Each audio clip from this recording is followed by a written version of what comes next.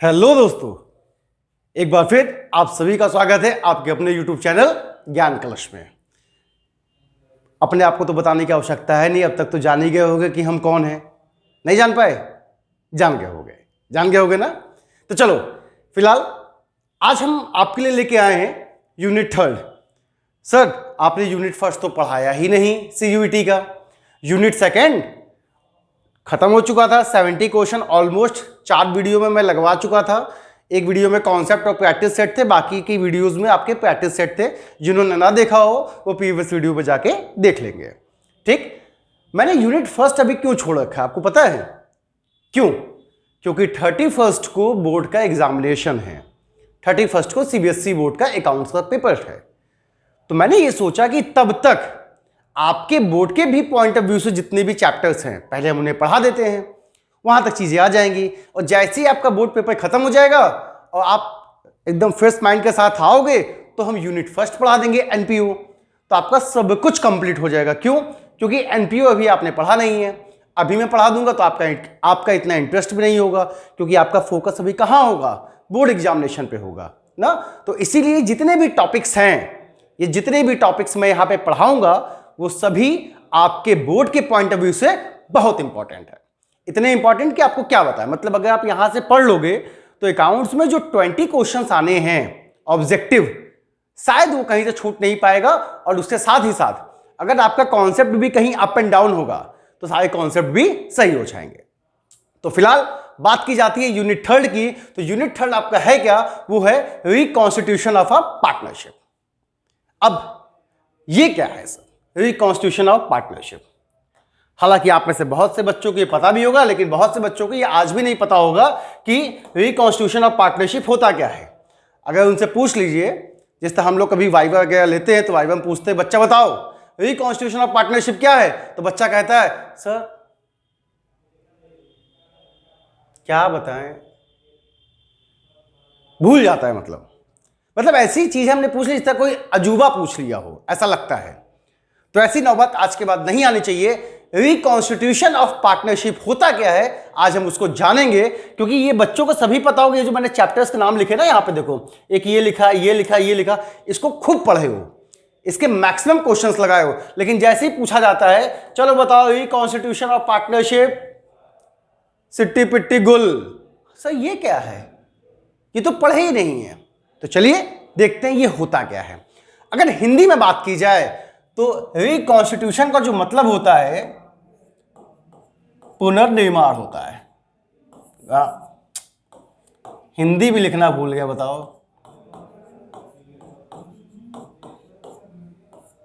क्या होता है? पुनर्निर्माण। इसका मतलब फिर से बनाना, किसी भी चीज को फिर से बनाना। तो मतलब क्या पार्टनरशिप को फिर से बनाया जाता है?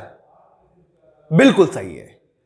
जब पार्टनरशिप खत्म हो जाती है, जब क्या हो जाता है बच्चों, ध्यान से सुनिएगा मेरी बात को, पार्टनरशिप खत्म हो जाती है तब और फिर एक नई पार्टनरशिप बनती है, तो उसे क्या कहते हैं? Reconstitution of partnership. मैं जो बोल रहा हूं बड़े ध्यान से सुनिएगा।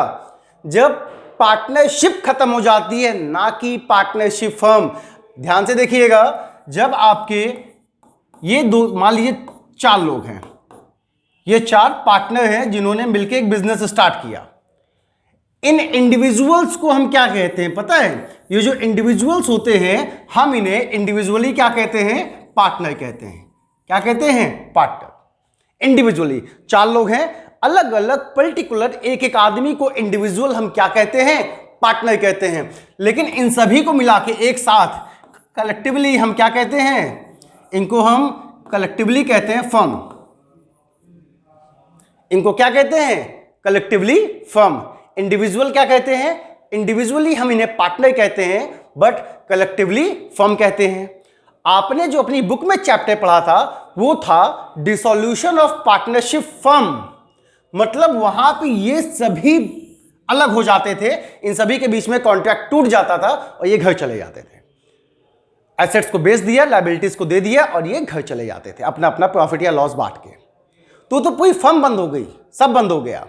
लेकिन जब इनमें से कोई एक इंडिविजुअल, कोई भी एक या दो, इस तरह 4 लोग हैं, 4 में से कोई एक या 2, क्योंकि मिनिमम 2 लोग का होना तो इंपॉर्टेंट है। तो जब कोई इंडिविजुअल पार्टनर बिजनेस को छोड़ के जाता है, या पागल हो जाए, या उसकी डेथ हो जाए, या उसका रिटायरमेंट हो जाए, या कोई नया पार्टनर आ जाए, 4 पार्टनर कोई नया पार्टनर आ भी सकता है, तो क्या होगा? इन पार्टनर्स के बीच में जो एग्रीमेंट होता है ना, आपने पढ़ा होगा। इन पार्टनर्स के बीच में क्या होता है? एग्रीमेंट, जिसे हम क्या बोलते हैं? इस एग्रीमेंट को बोलते हैं पार्टनरशिप डीड। अब जब इन 4 लोगों के बीच में जब ये एक साथ जुड़े थे तो एक एग्रीमेंट हुआ था, उसे क्या कहते हैं? पार्टनरशिप डीड कहते हैं। अब इनमें से जब एक पार्टनर चला जाएगा तो बताओ ये एग्रीमेंट खत्म हो गया कि नहीं हो गया? एग्रीमेंट खत्म हो गया कि नहीं? क्योंकि जब एक चला जाएगा तो बचेंगे कितने? ये 3। अब इन तीनों के बीच में एक नया एग्रीमेंट बनेगा। क्या बनेगा? एक नया एग्रीमेंट बनेगा, एक नई पार्टनरशिप बनेगी। भाई पुरानी पार्टनरशिप क्या होगी? पुरानी पार्टनरशिप खत्म हो गई। जब पुरानी पार्टनरशिप खत्म हो गई अब तो बचा क्या? अब इन सब के बीच में एक नया एग्रीमेंट बनेगा, और जो नया एग्रीमेंट बनेगा वही क्या कहलाता है? Reconstitution of partnership. ध्यान से देखिएगा, मैंने ये नहीं कहा कि पूरी फर्म बंद हो गई। भाई फर्म में एक लोग की डेथ हुई, बाकी 3 लोग बचे थे कि नहीं बचे थे? 3 लोग तो बचे थे ना। कॉन्सेप्ट समझिए, कॉन्सेप्ट। रिकॉन्स्टिट्यूशन की कोई डेफिनेशन नहीं होती है, कॉन्सेप्ट दिमाग में होगा, आप तुरंत लिख दोगे। अब अगर आपसे कोई पूछेगा बताओ भैया रिकॉन्स्टिट्यूशन ऑफ पार्टनरशिप क्या होती है, तो एक सिंपल सा जवाब दे देना, एक छोटा सा जवाब। और वो जवाब है क्या?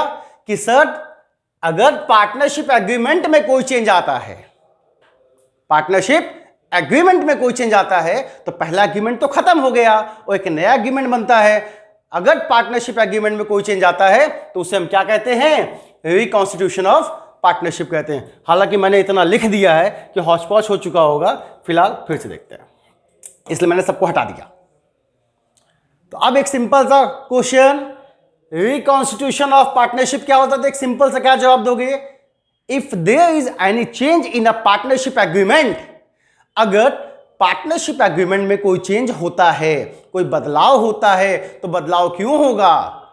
जब कुछ ना कुछ बिजनेस में घटा होगा, कोई पार्टनर आया होगा, कोई पार्टनर छोड़ के गया होगा, किसी की डेथ हुई होगी ना।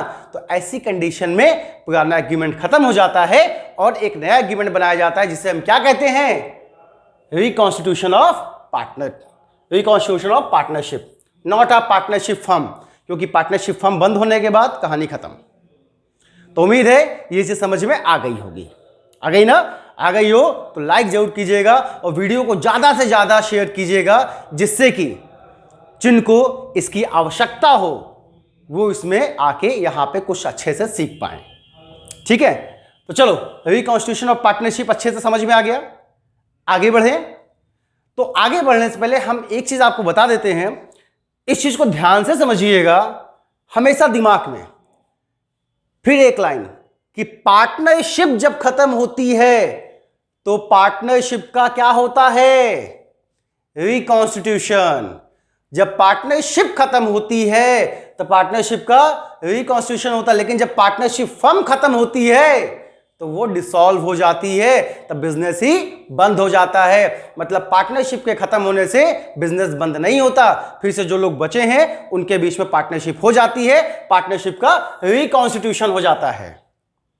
ओके, चलो अब अकॉर्डिंग टू योर सिलेबस, क्योंकि है क्या है, तो बहुत सारी चीजें, ज्ञान इतना बड़ा समुद्र है ज्ञान का कि चाहे जितना डूबो तली कभी मिलती ही नहीं है। इसमें बहुत सारी चीजें हैं, लेकिन मैंने फिर वही चीज कही थी, और आप यहां पर जो भी टीचर्स आपको पढ़ाए होंगे, साइंस या मैथ, जो भी टीचर आपको बताए होंगे, उन्होंने ये चीज हमेशा आपसे कही होगी कि बेटा कंपटीशन में बैठने से पहले या कंपटीशन की तैयारी करने से पहले हमें एक बात हमेशा दिमाग में रखना होता है कि हमें क्या पढ़ना होता है, क्या छोड़ना होता है, क्या पढ़ना होता है, क्या छोड़ना होता है। क्योंकि आदमी जब एक रूम से बाहर निकलता है तो वो दरवाजे से ही निकलता है, कभी भी दीवार तोड़ के बाहर नहीं जाता। भाई अगर इसके बाहर जाना होगा तो कहीं दरवाजा लगा होगा, मैं वहां से इजीली निकल सकता हूं, लेकिन अगर मैं यही सीधे जाऊं, दीवार तोड़ना पड़े, तो मुझे बहुत टाइम लग जाएगा। तो कंपटीशन में बैठने से पहले आपको ये हमेशा सोचना है क्या कि हमें क्या पढ़ना चाहिए और क्या नहीं पढ़ना चाहिए। अब मुद्दे की बात से ये पता कैसे चलेगा कि क्या पढ़ना चाहिए और क्या नहीं पढ़ना चाहिए? तो एक सिंपल सी चीज है, जितना सीयूईटी का एंट्रेंस एग्जामिनेशन देने जाओगे तो उसका सिलेबस आता है, हर एक कंपटीशन का अपना सिलेबस आता है बेटा। अकॉर्डिंग टू सिलेबस, सिलेबस में जितने भी पॉइंट्स लिखे हैं एक एक चीज को तुम तैयार कर लो, सिलेबस के एक एक पॉइंट को तैयार कर लो, उसके बाहर कुछ नहीं आता कभी भी। आयोग कभी भी सिलेबस के बाहर से एक भी चीज नहीं देता, उसने जितना सिलेबस में लिखा है वो सिर्फ उतना ही देगा, उससे ज्यादा नहीं देगा। आ गई बात समझ में? तो क्या पढ़ना है क्या छोड़ना है इसको दिमाग में बैठाइए। तो यहां पे आपके जो सिलेबस के अकॉर्डिंग है वो रिकॉन्स्टिट्यूशन में इन्हीं 3 चीजों को पढ़ना है। पहला, चेंज इन पीएसआर। पीएसआर का मतलब profit sharing ratio among the existing partner. ये आपका, अगर आप अपनी बुक खोल के देखोगे तो किसी बुक में चैप्टर नंबर 2 था, फंडामेंटल के बाद का जो 2nd चैप्टर है सीबीएसई में, या किसी बुक में 3rd चैप्टर में होगा, पहला एनपीओ दे दिया होगा, वहां पे ये पूरा चैप्टर है, change in PSR among the existing partner. इसका मतलब मान लीजिए बिजनेस में 3 पार्टनर हैं। कितने हैं? 3 पार्टनर। इनका जो प्रॉफिट शेयरिंग रेशियो था पहले वो था 5:3:2। ये बिजनेस के प्रॉफिट या लॉस को किस रेशियो में बांटते थे? 5:3:2 में। अब मान लीजिए भविष्य में इन फ्यूचर इनको ये रेशियो बदलने का मन हुआ, किसी ने कहा मेरा काम ज्यादा है, इसने कहा मेरा काम कम है, ये कहे कि हमको भी ज्यादा मिलना चाहिए, हमको कम मिलना चाहिए। जैसे भी इनका म्यूचुअल कंसर्न हो जाए, जैसे भी इनकी आपसी में सहमत हो जाए, इन्होंने आपस में सहमत किया और फ्यूचर में कहा कि अब हम 1:1 में प्रॉफिट बांटेंगे, सब लोग इक्वल बांटेंगे, हम सब भाई भाई, और हम लोग अब प्रॉफिट इक्वल में बांटेंगे, लॉस भी इक्वल में बांटेंगे। तो बस ये चैप्टर यही कहता है कि जब एग्जिस्टिंग पार्टनर के बीच में क्या चेंज हो जाए? प्रॉफिट शेयरिंग रेशियो चेंज हो जाए। तो सर यहां पे रिकॉन्स्टिट्यूशन कैसे हुआ इसको समझाइए, ध्यान से समझो। जो पहले पार्टनरशिप डीड बनी होगी, पहले जो पार्टनरशिप डीड बनी थी उसमें जो प्रॉफिट शेयरिंग रेशियो था वो क्या लिखा था? 5:3:2 लिखा हुआ था। अब हम लोगों ने डिसाइड किया कि हम अब इस रेशियो में नहीं बांटेंगे, अब हम इस रेशियो में बांटेंगे। जब हमने ये डिसाइड किया तो हमें फिर से एक पार्टनरशिप डीड लिखनी पड़ेगी। तो जो नई पार्टनरशिप डीड लिखेंगे, भाई देखो ओल्ड वाली पार्टनरशिप डीड खत्म हो गई, अब एक न्यू पार्टनरशिप डीड बनेगी और नई पार्टनरशिप डीड पे, एक नए एग्रीमेंट पे हम फिर से लिखेंगे कि अब जो बिजनेस में प्रॉफिट लॉस होगा वो 1:1 में होगा, 1:1 में। तो पुरानी पार्टनरशिप डीड खत्म और अब नई पार्टनरशिप डीड आ गई। इसमें क्या हुआ? इसमें पार्टनरशिप का रिकॉन्स्टिट्यूशन हुआ। आई बात समझ में? आ गई होगी। चलो, नहीं आएगी तो कमेंट बॉक्स में कमेंट कीजिएगा, ठीक है। बढ़ते हैं नेक्स्ट। तो बच्चा देखो, इसमें ये पहला पॉइंट तो एक सेकंड, चलो ये पहला पॉइंट तो इसमें आपका हो गया। अब बचा एडमिशन ऑफ न्यू पार्टनर। जब कोई नया पार्टनर आता है तो कैसे रिकॉन्स्टिट्यूशन होता है? देखो बच्चा, ये पार्टनरशिप डीड, ये क्या है? पार्टनरशिप डीड पहले वाली, पार्टनरशिप डीड पहले वाली है। इसमें सिर्फ 3 पार्टनर का नाम था, ए, बी और सी। एक बिजनेस में अभी तक सिर्फ 3 पार्टनर थे, जो इनके बीच एग्रीमेंट हुआ था उसमें सिर्फ 3 ही लोग होंगे ना, ए, बी और सी। यही 3 लोग का नाम इसमें लिखा होगा। अब एक नया पार्टनर एडमिट हुआ, नए पार्टनर को एडमिट करने की क्या जरूरत पड़ी? जब बिजनेस को एक्सपेंड करना होता है, जब बिजनेस को और बढ़ाना होता है और हमारे पास कैपिटल नहीं होती है, या हमें कुछ एक्स्ट्रा स्किल चाहिए, या मैनेजरियल पावर चाहिए, या कोई ऐसा आदमी चाहिए जो मैनेजमेंट देख सके, वो इसको अपना समझ सके, तो इन सब जरूरतों के लिए हम किसी ना किसी आदमी को लाते हैं और पार्टनर बनाते हैं, ठीक है। तो अगर इसमें एक नया पार्टनर आया, हमारे बिजनेस में एक नया पार्टनर डी आया, तो बताओ अब जब डी आएगा तो डी का भी तो नाम एग्रीमेंट में जाएगा। तो डी के लिए फिर ये एग्रीमेंट खत्म हो जाता है, एक नया एग्रीमेंट लिखा जाता है जिसमें 4 लोग होते हैं, ए, बी, सी और डी। मतलब पहले वाले एग्रीमेंट में 3 थे, अब 4 हो जाएंगे। तो पार्टनरशिप एग्रीमेंट में चेंज आया कि नहीं आया? तो जब भी पार्टनरशिप डीड में चेंज आएगा तो पार्टनरशिप का क्या हो जाएगा, रिकॉन्स्टिट्यूशन हो जाएगा। आइए थर्ड देखते हैं। इसमें देखिए ये लिखा है आपका retirement and death of partner. अब मान लीजिए ये 4 पार्टनर थे, इनका इस पे नाम लिखा हुआ था कहाँ, पार्टनरशिप डीड में। इसमें एक पार्टनर रिटायर्ड हो गया या इसकी डेथ हो गई, ये रिटायर्ड हो गया या फिर इसकी डेथ हो गई। अब बच्चों ये बताओ, अगर ये रिटायर्ड हो जाए या इसकी डेथ हो जाए तो 3 बचेंगे कि नहीं बचेंगे। अब इसमें 4 लोग का नाम है तो ये डीड तो अब खत्म हो गई, और फिर से एक नई डीड बनेगी, उसमें अब कितने लोग का नाम होगा, 3 लोग का, चौथे को तो निकाल देंगे। आगे बात समझ में। तो यहां भी क्या होगा, रिकॉन्स्टिट्यूशन ऑफ पार्टनरशिप होगा। ये अच्छा सा क्वेश्चन बनता है, पता है इसका, यहीं से आपके 2-3 क्वेश्चन तैयार हो गए। ऑब्जेक्टिव में क्वेश्चन देगा रिकॉन्स्टिट्यूशन ऑफ पार्टनरशिप किन कंडीशंस में होता है, नीचे 4 ऑप्शन होंगे, तो आपको बस देखना है और सोचना है, समझना है। वहां पे डिसोल्यूशन भी लिखा होगा, डिसोल्यूशन ऑफ पार्टनरशिप फर्म, उस पर टिक लगा के कभी मत आना। तो क्या लगाएंगे, जब पार्टनरशिप खत्म हो जाती है, पार्टनरशिप फर्म नहीं, जब पार्टनरशिप खत्म हो जाती है, एक नई पार्टनरशिप बनती है, तो उस कंडीशन को हम क्या कहते हैं, रिकॉन्स्टिट्यूशन ऑफ पार्टनरशिप फर्म। वो कंडीशन कौन कौन सी है, change in PSR among the existing partner, admission of new partner and retirement and death of a partner. तो बताओ हमने यहां डिसोल्यूशन क्यों नहीं लिखा, कौन बता सकता है। एक चैप्टर तो आपका है ना पार्टनरशिप का लास्ट वाला, क्योंकि वो पार्टनरशिप का डिसोल्यूशन नहीं होता, वो पूरी फर्म ही बंद हो जाती है, वो टोटल फर्म ही बंद हो जाती है। बंद हो गई फर्म, बंद हो गई, एसेट बेच दो, लायबिलिटी दे दो, कहानी खत्म, बिजनेस बंद। इसलिए वहां पे अब कोई पार्टनरशिप बनती नहीं है जो रिकॉन्स्टिट्यूशन हो। रिकॉन्स्टिट्यूशन का मतलब मैंने क्या बताया, फिर से बनाना, पुनर्निर्माण। इतनी चीज आपको समझ में आ गई। चलिए, तो ये था आपका पहला टॉपिक, क्या था, रिकॉन्स्टिट्यूशन ही समझना।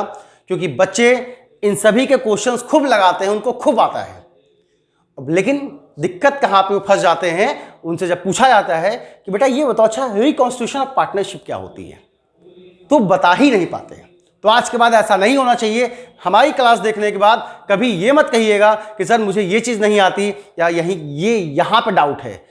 कहीं पे भी डाउट है, थोड़ा सा भी डाउट है, तो तुरंत कमेंट बॉक्स में कमेंट कीजिए। डिस्क्रिप्शन में, अबाउट में हमारे मोबाइल नंबर दिए हुए, हमारी जीमेल आईडी दी हुई है। आप इमीडिएट मेल कीजिए, इमीडिएट व्हाट्सएप कीजिए, मैसेज कीजिए, आपके डाउट को जल्द से जल्द सॉल्व किया जाएगा। ठीक है, चलिए देखते हैं आगे। रिकॉन्स्टिट्यूशन जब होता है, अभी तो मैं यहां पे सिर्फ कॉन्सेप्ट बताऊंगा, क्योंकि हर एक टॉपिक का कॉन्सेप्ट और उससे रिलेटेड एमसीक्यूज, और फिर लास्ट में एक कलेक्टिव एमसीक्यूज लेके आएंगे, जिससे कि आपका सब कुछ तैयार हो जाए। ठीक, अब इसमें जब आती है बात, तो रिकॉन्स्टिट्यूशन की कंडीशन में होता क्या है, देखो जब पार्टनरशिप खत्म हो जाती है, अब एक नई पार्टनरशिप बनती है, तो बहुत सारे चेंजेस आते हैं।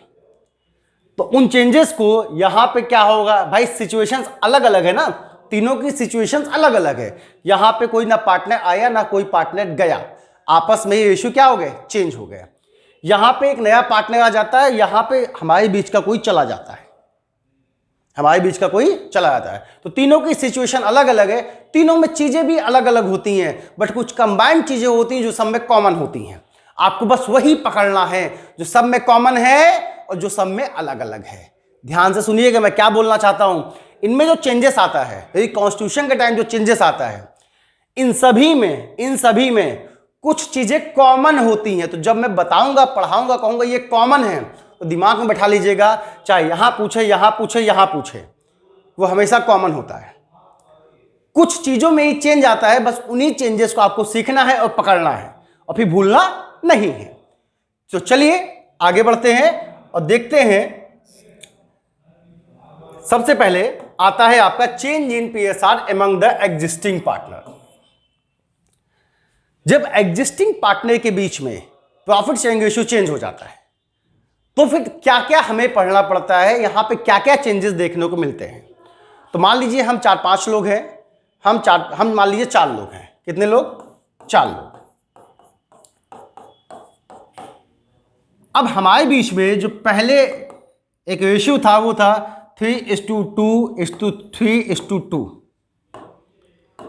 ABCD थे, ABCD 4 पार्टनर थे जिनके बीच में पीएसआर क्या था, 3:2 का। अब इन्होंने क्या डिसाइड किया कि फ्यूचर में, इन फ्यूचर हम बांटेंगे रेशियो 1:1:1:1, सब इक्वल बांटेंगे। तो बताओ क्या यहां कोई पार्टनर गया क्या? नहीं। कोई पार्टनर आया क्या? नहीं। ये इनके बीच में ही इनके म्यूचुअल एग्रीमेंट से, म्यूचुअल एजेंसी से क्या हो गया? रेशियो चेंज हो गया आपसी सहमति से। तो इस कंडीशन में भी क्या होता है? रिकॉन्स्टिट्यूशन, पुरानी डीड खत्म हो जाएगी, नई डीड आएगी। जब नई डीड आती है तो फिर से सब कुछ लिखा जाता है, सब कुछ, मतलब इनका न्यू पीएसआर लिखा है। तो देखिए यहां पे क्या क्या चेंज आता है। सबसे पहला चेंज जो यहां पे आपको सीखना है चेंज इन पीएसआर में, वो क्या सीखना है? Sacrifice ratio among the existing partner. अपना सिलेबस खोल के देखिएगा, चेंज इन पीएसआर में सिर्फ दो चीजें दी हुई हैं स्टार्टिंग में ही। पहला सैक्रिफाइस, दूसरा क्या दिया होगा? गेनिंग रेशियो निकालना। अब ये क्या होता है सैक्रिफाइस और गेनिंग रेशियो? देखो बेटा यहां पे देखो इनका रेशियो ये था, किसी भी चीज का इसको 3/10, इनको 2/10, इनको 3/10, इनको 2/10 मिल जाता। सर यहां तो 3:2 लिखा, आप 10:10 बोल रहे हैं, कैसे? 3:5 इज इक्वल टू 10, सबको जोड़ के क्या आया? 10। 3/10, 2/10, 3/10, 2/10।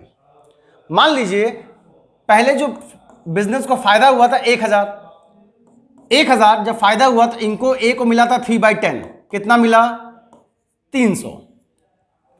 लेकिन अब इनको कितना मिलेगा? जो न्यू इश्यू है तो 1,1,1,1, सबको जोड़ो 4 आएगा, तो 1000 का 1/4, बताओ कितना आया? 250। पहले इनको ज्यादा मिल रहा था, अब इनको इतना मिल रहा है, तो 50 रुपीज का डिफरेंस हुआ। इन्होंने 50 रुपीज क्या किया? इन्होंने 50 रुपीज सेक्रीफाइस किया। क्या किया? सेक्रीफाइस किया, छोड़ दिया, त्याग दिया, अपने दोस्तों के नाम दे दिया। ले जाओ, जी लो अपनी जिंदगी, जा सिमरन जा, जी ले अपनी जिंदगी, जा जा, छोड़ दिया 50 रुपए, खा ले समोसा और बिस्किट, जा ना, तो जा सिमरन जा, जी ले अपनी जिंदगी। तो चलो ये बात समझ में आई सेक्रीफाइस क्या है। अब इसी तरीके से तुम देखोगे तो यहां पे किसी ना किसी ने गेन भी किया होगा।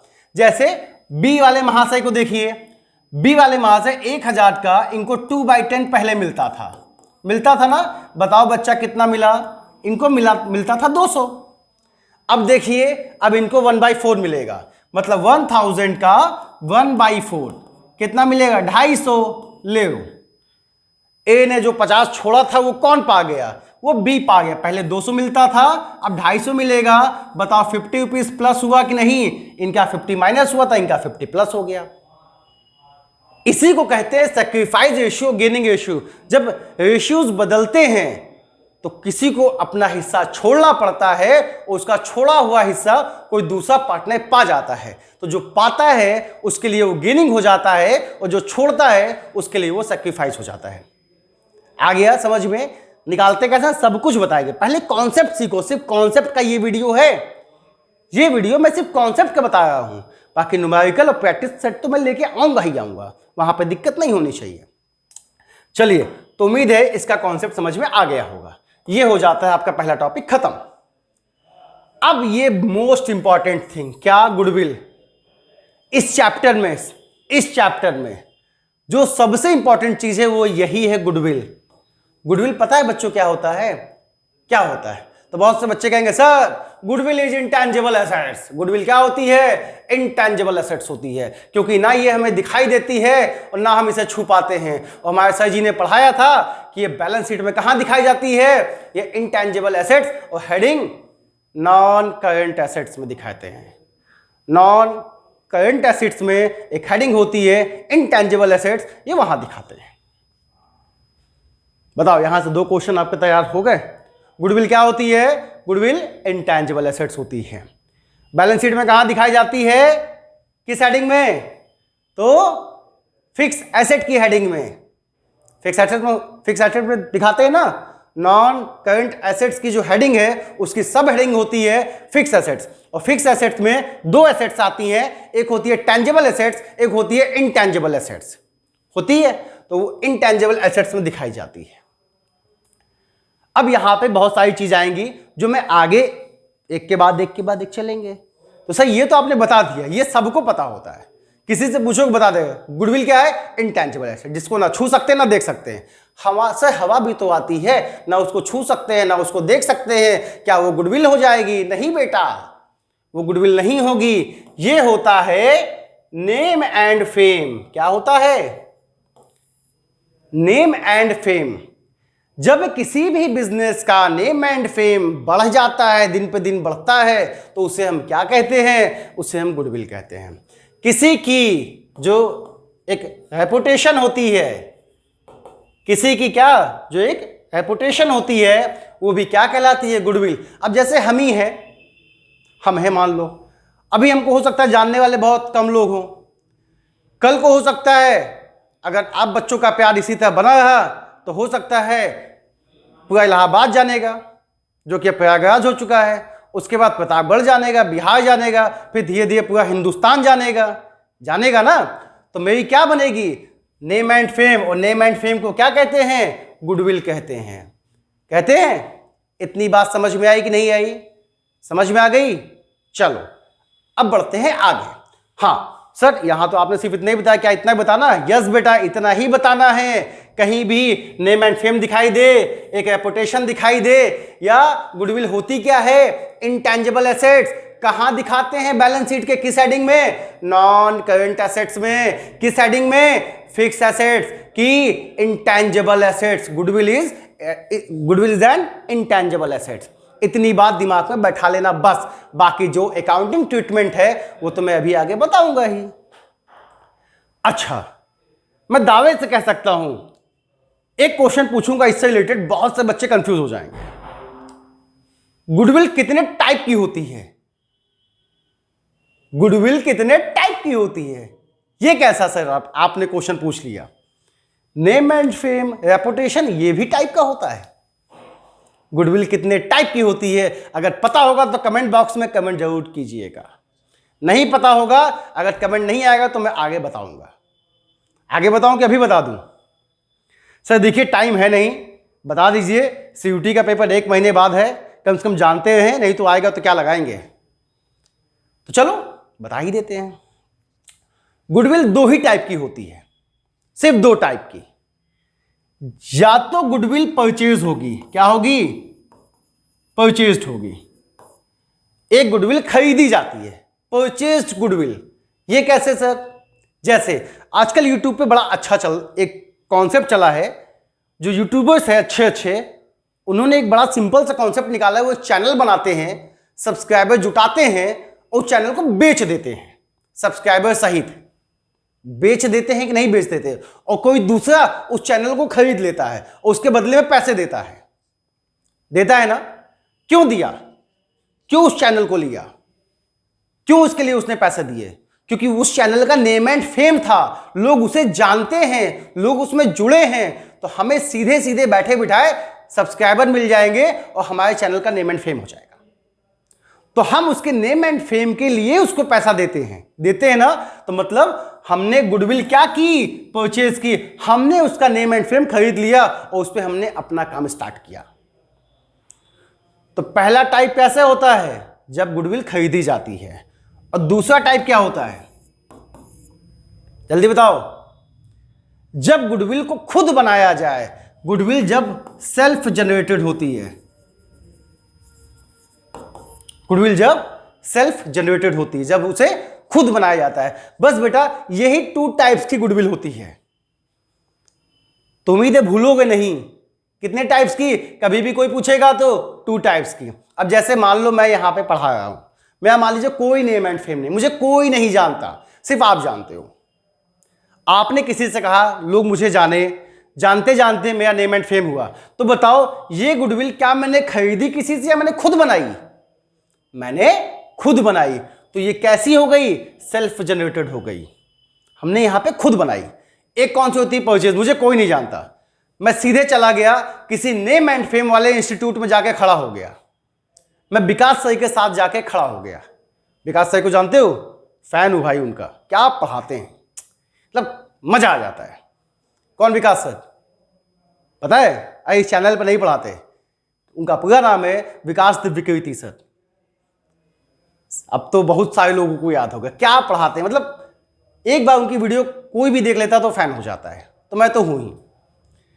तो अगर हम जाकर उनके बगल में खड़े हो जाएं, दृष्टि आईएएस के बगल में, और उन्होंने मुझे ऑफर किया आईएएस से पढ़ाइए, काश ऐसा हो जाए, होगा कि नहीं होगा वो तो बात की बात है, लेकिन एक एग्जाम्पल है कि उनके साथ काम करने का मौका कौन नहीं चाहता। इस पूरी दुनिया में अच्छे अच्छे लोग हैं जो उनके साथ या उनसे बहुत कुछ सीखना चाहते हैं, तो उसमें से एक हम भी हैं।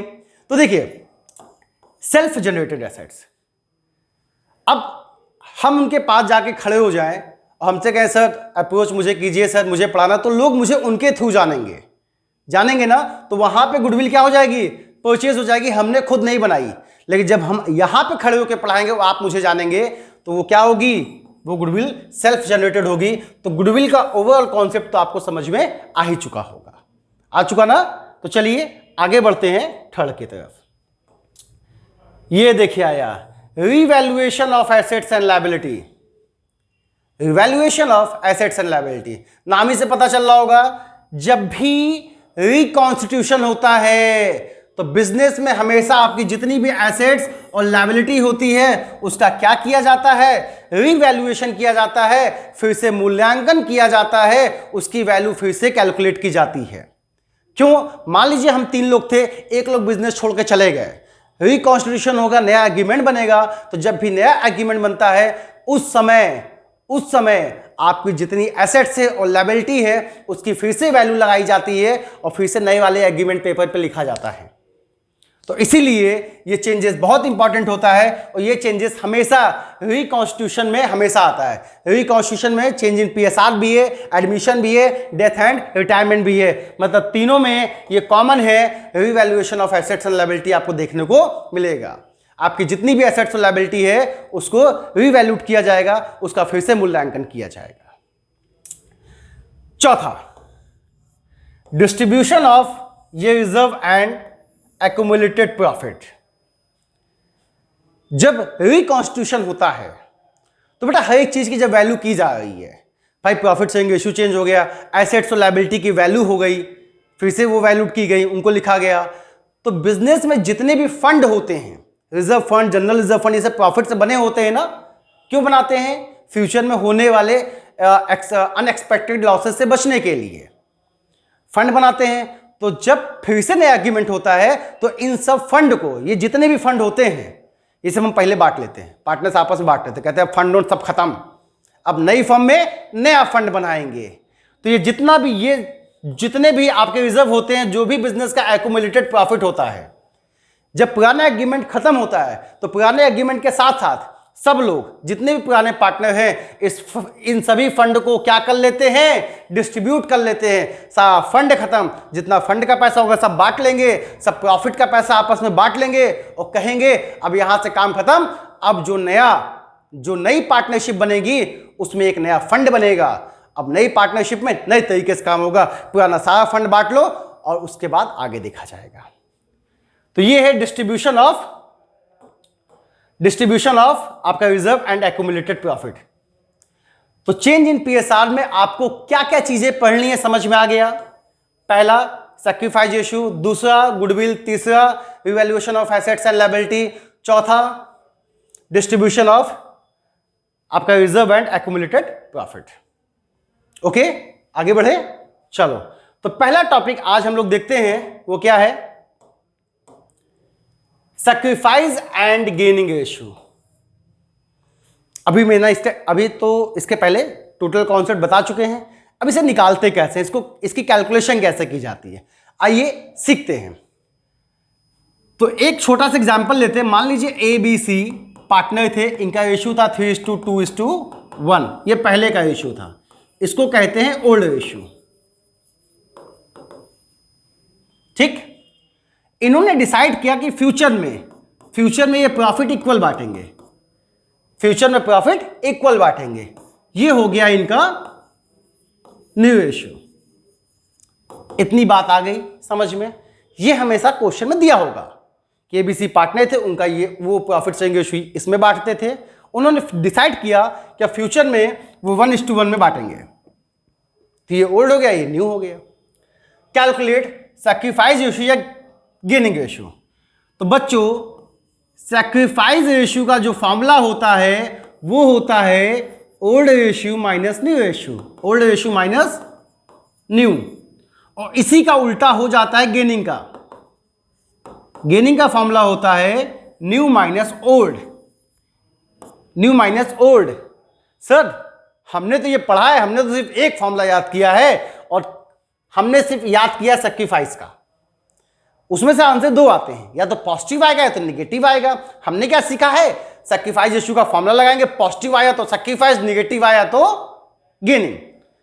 तो ये दो तो फॉर्मूले याद करने की जरूरत क्या है, बताता हूं क्यों जरूरत है। ऑब्जेक्टिव में सीधा सीधा क्वेश्चन पूछता है what is the formula of gaining ratio, what is the formula of gaining. वहां पे ये लिखा होता है, ये लिखा होता है, या बोथ लिखा होता है, या नन ऑफ दीज लिखा होता है। अब आपने एक ही फॉर्मूले को लगाया है, एक ही फॉर्मूले को लगाया है, कभी इस फॉर्मूले को पढ़ा ही नहीं है कि गेनिंग का मतलब न्यू माइनस ओल्ड होता है। आपने सिर्फ प्रैक्टिस क्या की है, ओल्ड माइनस न्यू, पॉजिटिव आया तो सैक्रिफाइस और निगेटिव आया तो गेनिंग, सिर्फ आपने ये प्रैक्टिस की है। तो क्या कभी फॉर्मूले पे टिक लगा पाओगे? क्या कभी जिंदगी में टिक नहीं लगा पाओगे, कभी जीवन में टिक नहीं लगा पाओगे, क्योंकि तुमने कभी गेनिंग का फॉर्मूला पढ़ा ही नहीं है। तुम्हें तो सिर्फ एक फॉर्मूला याद है, old minus new, old minus you, इसलिए ये इंपॉर्टेंट है, इसको ध्यान से रखिएगा। सैक्रिफाइस रेशियो का formula old ratio minus ratio, gaining का फॉर्मूला न्यू माइनस ओल्ड। ठीक, चलिए अब आगे देखते हैं ये रेशियो हम निकालते कैसे हैं। ठीक है, चलो देखते हैं ये रेशियो हम निकालते कैसे हैं। फॉर्मूला तो याद हो ही चुका होगा, इसको हटा देते हैं फिर निकालते हैं।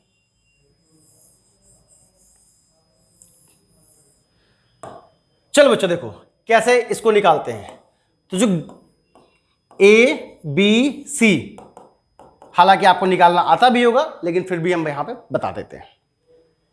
आप लिखते हो ओल्ड रेशियो क्या है, 3/2, 3/2 लिखते हो, 2/1 लिखते हो, नहीं, 3 2 5 1 6, तीनों को जोड़िए आएगा 6, तो नीचे आ जाएगा 3/6। ठीक, ये ओल्ड है, फॉर्मूला क्या है, ओल्ड माइनस न्यू, सैक्रिफाइस का। हम पहले सैक्रिफाइस निकालेंगे, तो 3/6, 2/6 एंड 1/6, ये हो गया ओल्ड तीनों का। न्यू क्या है, 1/3, 1/3 और 1/3। फ्रैक्शन में प्लस माइनस तो आता होगा ना, फ्रैक्शन में प्लस माइनस कैसे, इसका एलसीएम ले लेंगे, एलसीएम आएगा 6, तो यहां पे 3 - 2, यहां पे एलसीएम लेंगे आएगा 6, 2 माइनस कितना हो जाएगा 2, 2 माइनस 2, यहां पे एलसीएम लेंगे कितना आ जाएगा 6, कितना आएगा 1 - 2 आ गया। अब देखिए 3 में से 2 जाएगा, बचेगा 1/6, 2 में से 2 गया 0/6 और 1 - 2 गया तो -1/6 बचेगा। ये वैल्यू माइनस में, ये वैल्यू प्लस में, और ये वैल्यू तो 0 हो गई। इसका मतलब क्या है, इसका मतलब है जिसका आंसर पॉजिटिव आया, वही पॉजिटिव वाला जो कॉन्सेप्ट तुमने सीखा है, पॉजिटिव आया ए का, तो ए ने 1/6 क्या किया, सैक्रिफाइस किया। क्या किया, सैक्रिफाइस। बी का आंसर देखो क्या है, शून्य है, 0, तो बी ने ना तो गेन किया ना तो सैक्रिफाइस किया। और सी का क्या है, -1/6, तो आप सी ने क्या किया, सी ने 1/6 क्या किया, गेन किया। ये जो माइनस है, माइनस जो माइनस का साइन लगा है, ये साइन गेन को इंडिकेट करता है। ठीक है, ये -1/6 नहीं होता, 1/6 है। माइनस का जो रिप्रेजेंटेशन होता है वो गेनिंग का होता है। किसका होता है, गेनिंग का। यहां पे वैल्यू -1/6 नहीं है, ये जो माइनस है वो क्या बताता है कि सी ने गेन किया है और ए ने सैक्रिफाइस किया है। आ गया समझ में। सर एक एग्जांपल और लेकर समझा दीजिए तो शायद और अच्छे से ये समझ में आ जाए। तो चलो एक एग्जांपल और ले लेते हैं। मान लीजिए पार्टनर थे ए बी सी और डी। अब यहां मैंने 4 पार्टनर ले लिया, 3:2:3:2। ये था इनका ओल्ड रेशियो। इन्होंने फ्यूचर में डिसाइड किया कि ये बांटेंगे, सिर्फ 1:1:1:1 मत लीजिएगा, कुछ और लेके दिखाइए। चलो भाई 2:3:1:5। 5 ले लें, 3 2 5, चलो ले लेते हैं, यही ले लेते हैं, 5 ले लेते हैं। कैलकुलेशन का बस ध्यान रखिएगा, ये क्या हो गया, न्यू हो गया। आइए देखते हैं। सर आपने फॉर्मूला बताया, ABCD पहले लिख लेते हैं। इनका फॉर्मूला क्या था, old ratio minus new ratio. Old क्या है, तो 3 2 5 3 8 2 10, 3/10 2/10 3/10 2/10, ये हो गया इनका ओल्ड।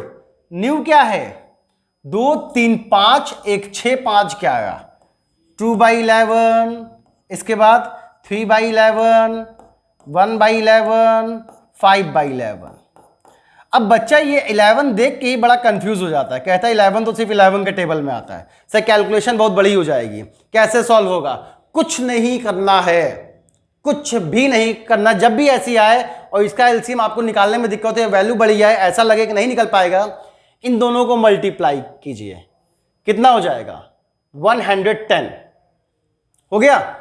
अब इसका मल्टीप्लाई इसमें और इसका मल्टीप्लाई इसमें, मैंने क्या सिखाया, इन दोनों का मल्टीप्लाई कीजिए और फिर इसका मल्टीप्लाई इसमें, इसका मल्टीप्लाई इसमें, आंसर आ जाएगा। देखिए 11 3 जा 33 और 10 2 जा 20 हो गया।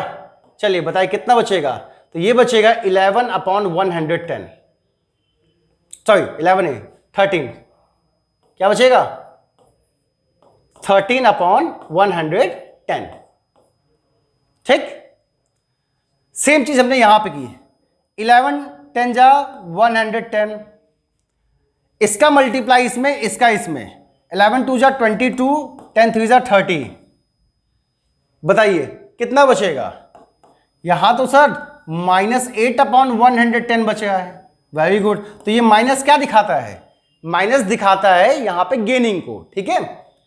यहां पे आइए देखते हैं, 110 11 का मल्टीप्लाई 3 में 33 माइनस 10 इज इक्वल टू 23/110, ये पॉजिटिव आ गया। चलिए इसका देखते हैं, 110 11 2 जा 22 माइनस 10 5 जा 50, कितना बचेगा 28/110, वो भी माइनस का बचेगा, माइनस का। तो यहां पे जो ए था, ए ने क्या किया, ए ने किया सैक्रिफाइस, बी ने क्या किया, देखो बी का माइनस में, बी ने किया गेन, सी ने क्या किया, सी ने भी किया सैक्रिफाइस, और डी ने क्या किया, डी का देखो माइनस है तो इसने क्या किया, गेन। उम्मीद है सैक्रिफाइस और गेनिंग रेशियो में अब कोई डाउट नहीं होगा। चेंज इन पीएसआर में अगर प्रॉफिट के बीच में प्रॉफिट शेयरिंग रेशियो चेंज होता है तो या तो उन्होंने गेन किया होगा या तो उन्होंने सैक्रिफाइस किया होगा ना। अब यहां से पेपर में कैसे क्वेश्चन बनता है, मुद्दे की बात है कि सर ये तो चलिए निकाल ले, इसमें टाइम भी लगता है। मुद्दा क्या है, पेपर में क्वेश्चन कैसे बनता है, वहां पे हम कितनी जल्दी निकाल पाएंगे। तो ध्यान से देखो, पेपर में कहेगा ए बी सी पार्टनर थे, इनका रेशियो था 3:2:1, 3:1। इन्होंने डिसाइड किया कि ये फ्यूचर में बांटेंगे 1:1:1 में, फ्यूचर में बांटेंगे 1:1:1 में।